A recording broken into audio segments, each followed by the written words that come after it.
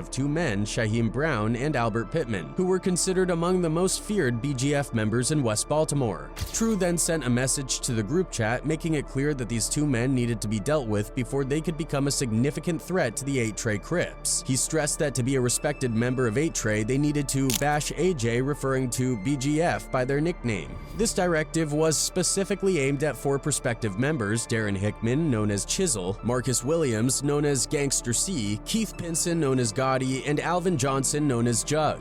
On the night of May 18, 2016, these 4 men began roaming around West Baltimore, actively searching for Shyheim Brown and Albert Pittman. Later that night, Gotti sent a message to the group chat informing them that he had spotted Albert Pittman at the basketball courts in Lexington Terrace. The basketball courts were located in the hearts of the projects, making it a challenging location to approach without being noticed. Gotti admitted that he didn't know how to navigate through the area to get close to Pittman.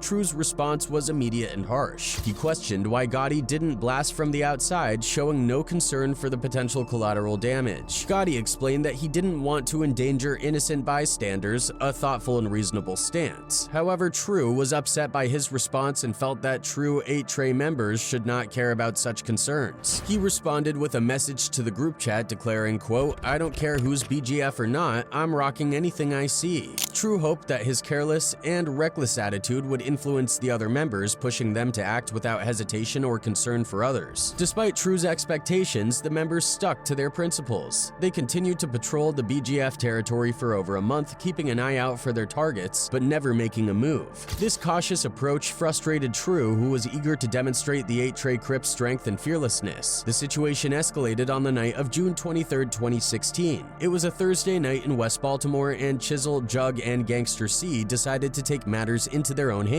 They got into their car and headed to Lexington Terrace, determined to confront their rivals. Upon arriving, they spotted both Albert Pittman and Shyheim Brown. The sight of their targets fueled their determination, and all the 8-Tray members quickly hopped out of the car and opened fire. Fortunately, their shots missed, hitting nothing but plywood. After hearing about the failed attempt, G. True vented his frustration in the group chat. He simply couldn't fathom why his members couldn't get the job done. Despite his exasperation, he decided to give them another month to prove themselves. However, their efforts remained futile and no progress was made. Finally, in mid-July, True took matters into his own hands. He sent a message to the group chat declaring that he would handle it himself. On July 18, 2016, True received information about Albert Pittman's whereabouts through an acquaintance. Pittman was located all the way in East Baltimore, an area controlled by another 8-Tray section known as the Nutty North Side. Determined to make a statement, True drove to the location alone at 8:30 p.m. He waited in front of the apartment for about 15 minutes until Albert Pittman emerged. Seizing the opportunity, True made his move, shooting and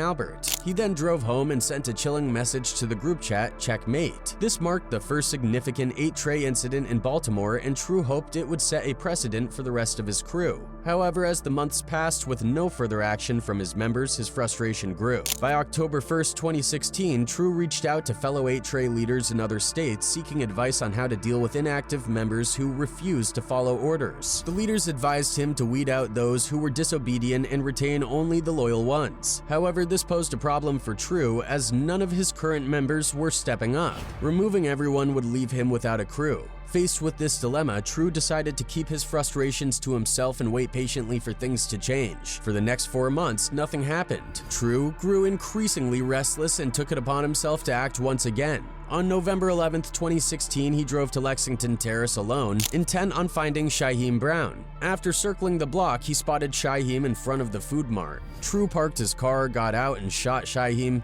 on the spot. With 2 major BGF members now eliminated, the threat of retaliation loomed large. The entire 8-Tray crew, including True, knew that BGF would be seeking revenge. As a result, they decided to lay low. For the next 3.5 months, the 8-Tray members kept a low profile, avoiding any actions that might draw attention. However, early in 2017, trouble struck the 8-Tray once again. On February 25, 2017, True received a call informing him that David Jackson, one of their members, had been rushed to the hospital. Initially, True feared that BGF had finally struck back. He hurried to the hospital to check on David's condition, only to find out that David had accidentally shot himself in the leg. While True was relieved that BGF wasn't behind the incident, he couldn't help but feel embarrassed by the incompetence within his crew. Over the following months, True spent a lot of time contemplating his role as a leader. This process involved long discussions with the 8-Tray leaders from New York and LA. He even started writing a book about 8-Tray, documenting their history and legacy.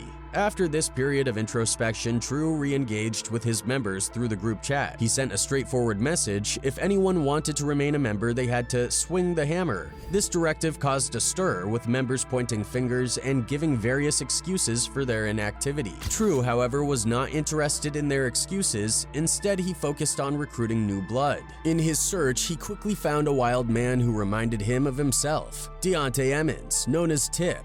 Deontay was fearless and had a few screws loose, which True believed made him the perfect 8-Tray member. Once Deontay became an official member, True assigned him and Maurice Mitch Finney to his childhood corner at the Seneca gas station on North Hilton. Their job was to hustle and hold down the block for G. True. With Deontay's volatile temper, it was only a matter of time before things went sideways. On July 14, 2017, a typical Friday evening in West Baltimore, Deontay and Mitch were hanging out at the Seneca gas station. Around 8 p.m., they noticed a couple of men across the street. Deontay and Mitch decided to confront them and ask them who they were and what crew they claimed. The men revealed they were from the Abington crew, a subset of BGF, and that their territory was right across the street. Deontay, however, got angry and demanded they leave.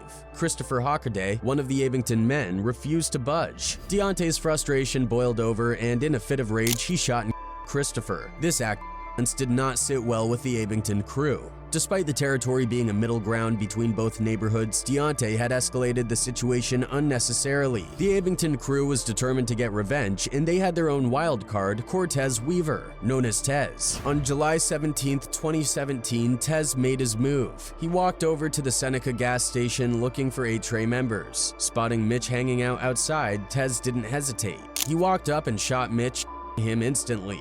This was the first official loss for 8-Tray, and it hit them hard. Mitch had been one of their few active members, and for True, it was devastating. Mitch was a close childhood friend, and his death cut deep. Despite the fact that his side had instigated the conflict, True felt like the victim. The day after Mitch's True sent long rants to the group chat, vowing to take 3 BGF lives in revenge. He demanded his members step up, but despite their tough talk in the chat, nothing happened for the next month. On the morning of August 12th, True made an Instagram post vowing to avenge Mitch's death. Later that day, he followed through on his promise. At 10 p.m., True called up Gotti and asked him to bring his car. After removing the license plate, True drove to Abington territory. In front of the Abington liquor store, he spotted Theron McCleary, an infamous BGF member with a lengthy rap sheet. True, once again acting solo, approached Theron and shot him on the spot. This was a significant event in Baltimore, as Theron was a well-known figure on the west side. With this bold move, True hoped to inspire other 8-Tray members to take action. However, the following 11 months saw no further activity from his crew.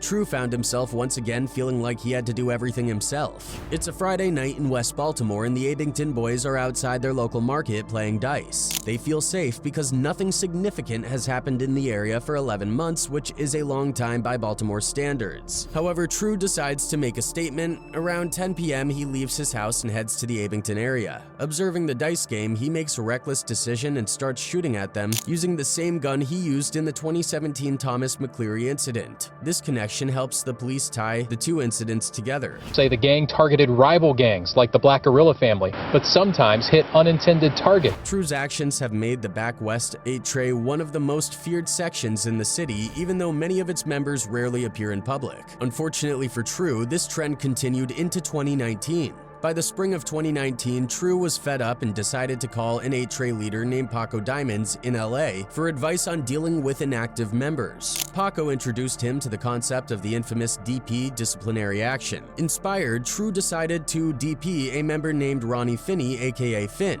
Finn was one of Mitch's close friends, and after Mitch's death, Finn vowed to get revenge but never did. True wanted to punish him. After the call, True and